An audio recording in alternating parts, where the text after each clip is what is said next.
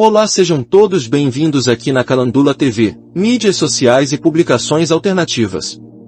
Jonas Savimbi estava obcecado com a possibilidade de Abel dar um golpe de Estado por José Eduardo Agualusa. Tudo isso e muito mais, você acompanha aqui na Calandula TV, mídias sociais e publicações alternativas. Mas antes de darmos sequência à matéria, quero pedir a você para inscrever-se no canal e deixar o seu link. Pode ser? Vamos ao desenvolvimento dos fatos narrados. Durante a longa Guerra Civil Angolana, Abel Chivukuvuku serviu com lealdade o fundador e líder da UNITA, Jonas Savimbi. Foi soldado, comandante de ousadas operações, membro da secreta militar e diplomata, no estrangeiro ou como elemento das delegações do Movimento do Galo Negro nas sempre frustradas negociações de paz com o regime de José Eduardo dos Santos, do MPLA, no poder desde a independência do país, em novembro de 1975. Mas tal lealdade não venceu a mania da perseguição de Savimbi. Vivia obcecado com a possibilidade de seu pupilo dar um golpe de Estado, diz, em entrevista à Visão, o multipremiado escritor angolano José Eduardo Agualusa, 63 anos, que agora lançou, em Angola e em Portugal, o seu livro Vidas e Mortes de Abel Chivukuvuku, uma biografia de Angola.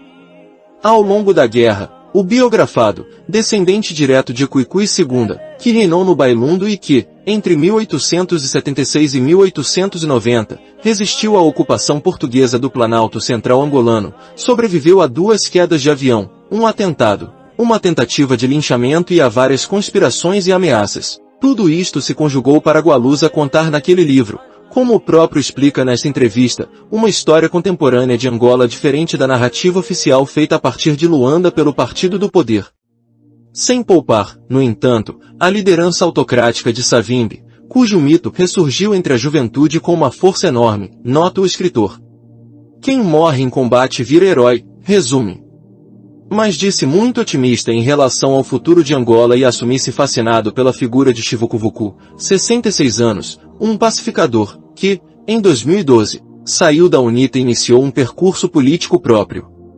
A pergunta sobre se gostava de o ver como um forte candidato da oposição nas eleições de 2027, Agualusa responde com graça, eu e a torcida do Flamengo.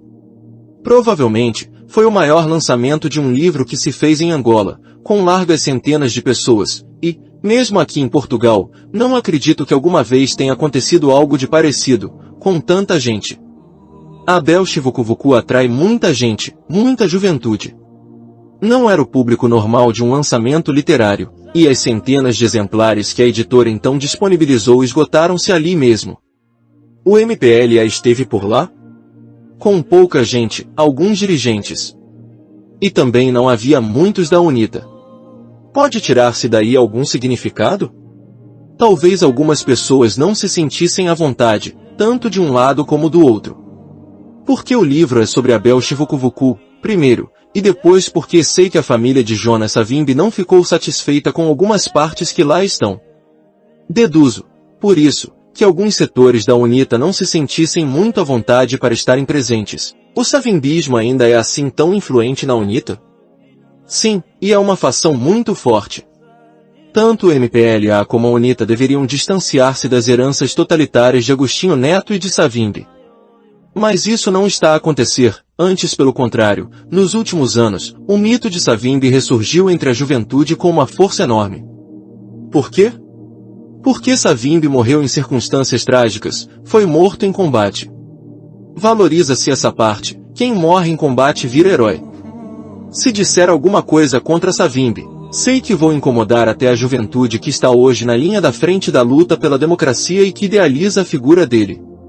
Mas denuncia, no seu livro, um crime estarrecedor, ocorrido a 7 de setembro de 1983, na Jamba, em que 19 mulheres e 2 crianças foram queimadas vivas, acusadas de feitiçaria, por ordem e na presença de Savimbi. Essa denúncia foi feita várias vezes. Inclusive, recorro a um livro extraordinário, Heroínas da Dignidade, de 2020, que devia ser lido por toda a gente em Angola, da Florbela Malaquias, à época, 1983, capitã das Fala, braço armado da UNITA, que viveu aquela situação. É um livro que não teve a repercussão que merece. Dado o peso da corrente savimbista, que referiu, diria que a inclinação totalitária subsiste hoje na UNITA? Não. A UNITA, hoje, é outra coisa. Mas continua colada à imagem de Savimbi. E é difícil fazer a descolagem.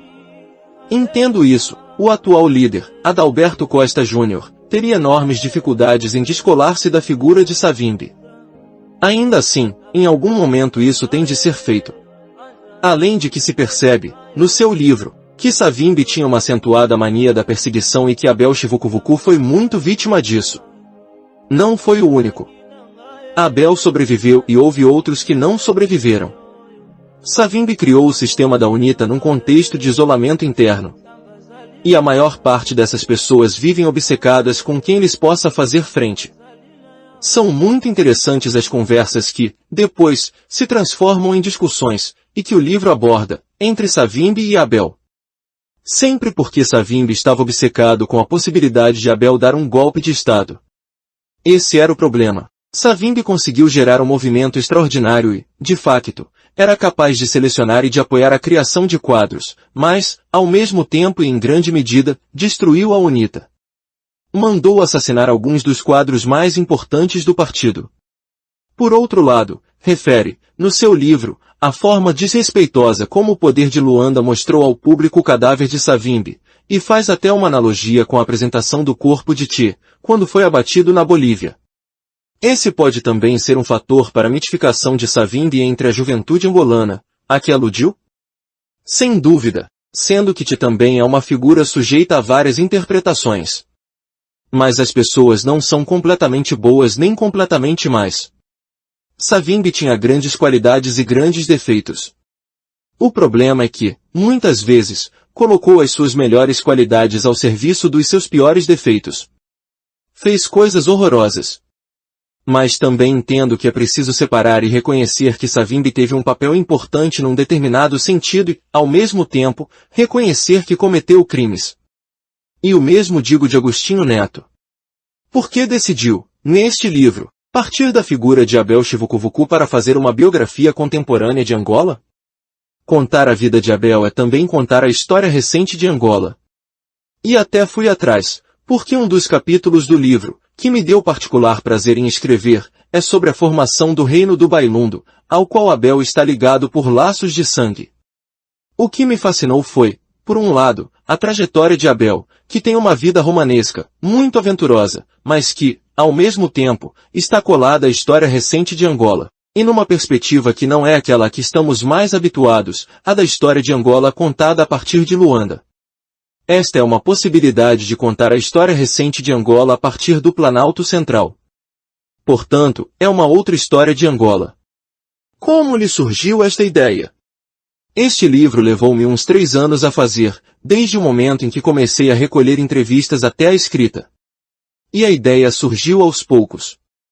Comecei a perceber que, ao contar a história de Abel, poderia aproveitar para contar algo mais amplo. Acho que isso é importante. Sobretudo no caso de Angola, os livros também servem para aproximar as pessoas e para mostrar o outro lado, que é, ainda hoje, menos conhecido. As pessoas, em Luanda, habituaram-se a uma determinada história oficial, a do Partido do Poder. E essa história, vista a partir de Luanda, faz com que as pessoas conheçam um pouco do outro lado. Deixe a sua opinião nos comentários se você gostou deste vídeo e deixe o teu link no canal. Calandula TV, nós reportamos. Você...